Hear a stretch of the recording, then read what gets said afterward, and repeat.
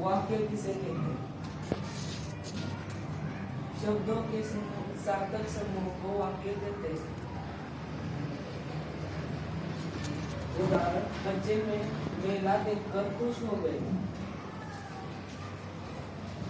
वाक्य के अंग, पहला उद्देश्य और दूसरा विधेय।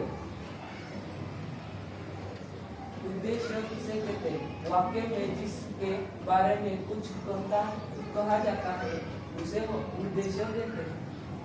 उदाहरण, लड़के क्रिकेट खेल रहे हैं। विधेय किसे कहते हैं? उद्देश्य के बारे में जो कुछ कहा जाता है वह विधेय कहलाता है। उदाहरण, लड़के क्रिकेट खेल रहे हैं। वाक्य के भेद, पहला अर्थ के आधार पर और दूसरा रचना के आधार पर। अर्थ के आधार पर वाक्य के भेद 8 है। पहला, विधानवाचक वाक्य, जिन वाक्यों में क्रिया के करने या होने का सामान्य सूचना मिलती है उन्हें विधानवाचक वाक्य कहते हैं।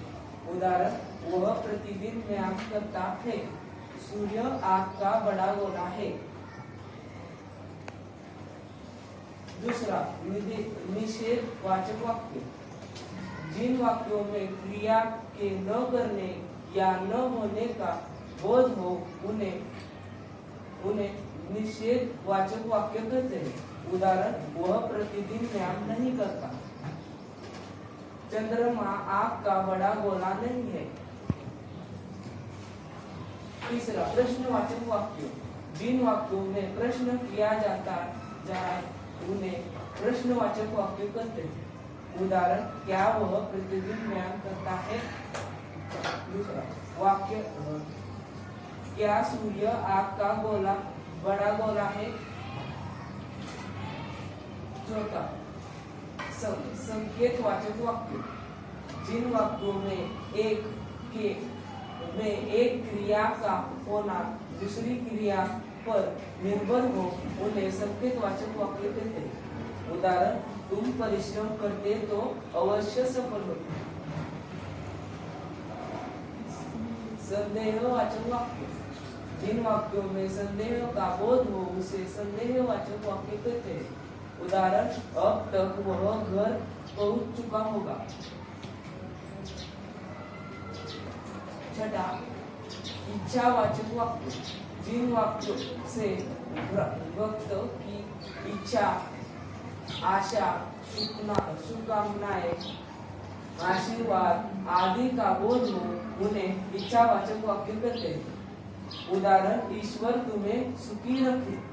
आज तो कोई मिठाई खिलाए देगा। सातवां, आज्ञावाचक वाक्य, जिन वाक्यों से आज्ञा, आदेश, अनुमति या अनुरोध का बोध हो उन्हें आज्ञावाचक वाक्य कहते हैं। उदाहरण, मोहन तुम कमरे से बाहर चले जाओ। दूसरा, अब आप अंदर आ सकते हैं। कृपया कर फिर आना। आठवां, विस्मयादिक वाचक वाक्य, जिन वाक्यों से विस्मय, आश्चर्य, हर्ष, गुना, शोक आदि भाव प्रकट हो उन्हें विस्मयादिक वाचक वाक्य कहते हैं। उदाहरण, आहा कैसा सुंदर दृश्य है। ओ बेचारा कुचल गया। तुम भी गए। रचना के आधार पर वाक्य के भेद,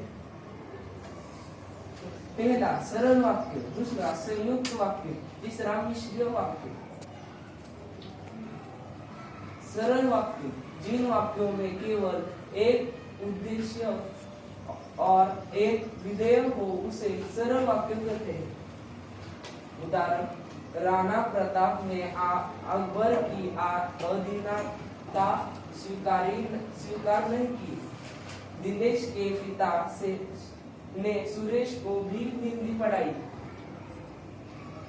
दूसरा संयुक्त वाक्य, जिन वाक्यों में दो या दो से अधिक वाक्य स्वतंत्र रूप से समुच्चयबोधक हो, किंतु परंतु और तथा या से जोड़े हो, उसे संयुक्त वाचक वाक्य कहते हैं। उदाहरण, मोहन ने पत्र लिखा और सोहन ने चित्र बनाया। राम आया परंतु श्याम चला गया। तीसरा मिश्र वाक्य, जिन वाक्यों में एक से अधिक वाक्य मिले हो और उनसे एक वाक्य प्रदान हो तथा अन्य वाक्य उस पर आश्रमित हो, उसे मिश्र वाक्य कहते हैं। उदाहरण, मैंने देखा कि राम सो रहा है। सभी जाते हैं कि अर्थ के आधार पर वाक्य के कितने भेद हैं?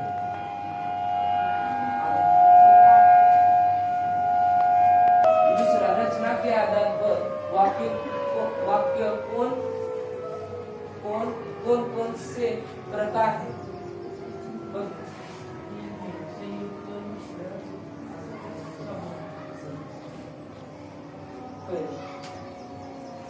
अर्थ के आधार पर वाक्य का प्रकार पहचाने। तुम्हारा नाम क्या है? प्रश्नवाचक वाक्य। विधेय किसे कहते हैं?